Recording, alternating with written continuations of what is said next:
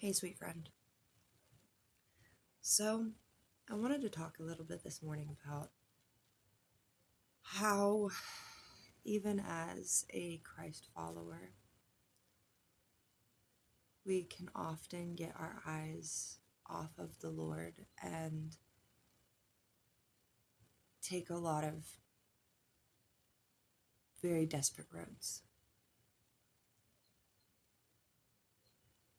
And to explain where I've been in the more recent years, I have to give a little bit of my backstory. So, due to the SA that I experienced early on, um, and the grooming and the older, um, a lot of the time, adult males that influenced my life in a very destructive way. Um, when I became an adult and graduated high school, I had graduated with my cosmetology license, so I started doing hair, and when that was not producing, I was making $2 an hour. $2 an hour. It was ridiculous. And it was very, very stressful. Really kind of confusing to a 18-year-old. I had a friend who had messaged me and was like, hey, we could do corn together and make really good money. So I was like, I'll come over. We'll talk about it, girly. So I go over and choose to talk about it with her. And more than the adult content, there was somebody there at the house that I had an interest in. So, more for the guy, I stayed and decided I've done this kind of content most of my high school years for randos on the internet and never got paid for it, so might as well, right? So I will tell you, I only went to 3 appointments.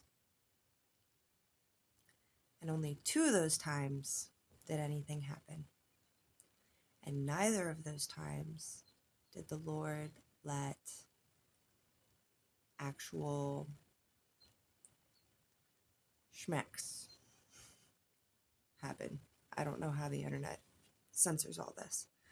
But yeah, I was protected.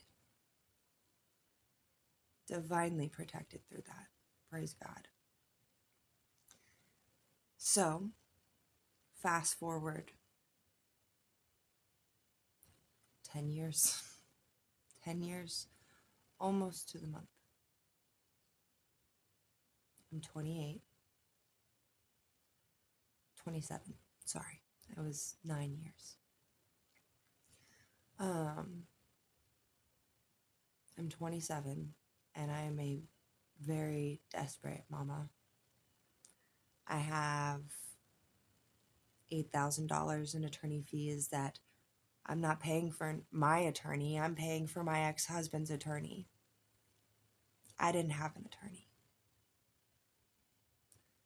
So, because I couldn't afford one, but I'm paying for his. Out of desperation, out of fear, I remember how quick I was able to make money when I was 9 years younger. And so I consider getting into S work again. And I try. Feet, scripting, tried that. And no doors opened. No money was to be made. When I went to audition for scripting, the Lord told me in my car, because mind you, I've loved Jesus, I followed Jesus. I may have been mad at him for my decisions, but I still knew he was God. I still knew who he was in my heart, in my soul, even in my mind, but I was just angry and desperate and scared. And so I was sitting in my car, and the Lord said, if you really want to go down this path, you can, but you will lose your daughter in the process. I was like, Lord, I don't want that. What do you want me to do? Surrender.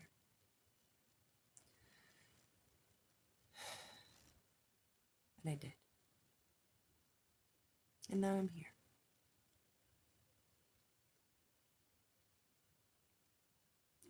Don't let desperation and fear lead you to where it led me. It's not worth it. Because the Lord will cover you and the Lord will protect you.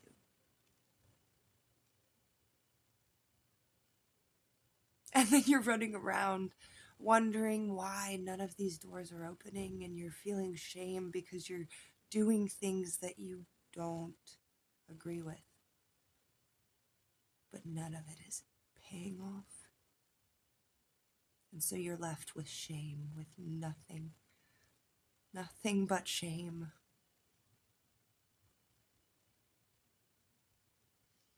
I don't carry that shame. I look at the places that I've been, at the doors that I've been, and I think, wow, the way that the Lord has protected me through so much.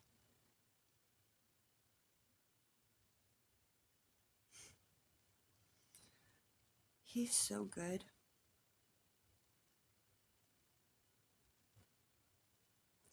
And last night before I fell asleep, I was watching. Just started The Chosen, and I keep falling asleep during the first episode and having to restart it and then find out where I'm at, and it's a mess. I finally finished the episode last night. It ends with Jesus and Mary Magdalene. And when he just walks up to her and grabs her face,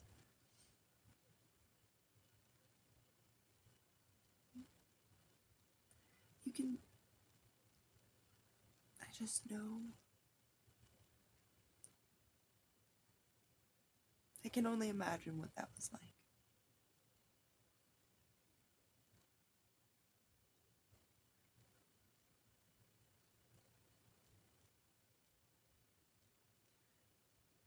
Don't be afraid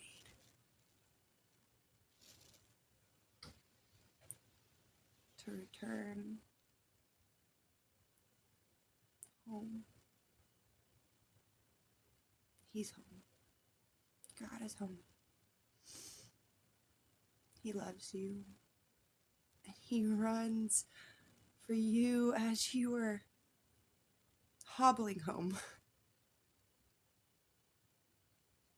And he covers you and your shame. And he embraces you. Anyway, I love you guys. You guys have a blessed day, and I will talk to you guys later.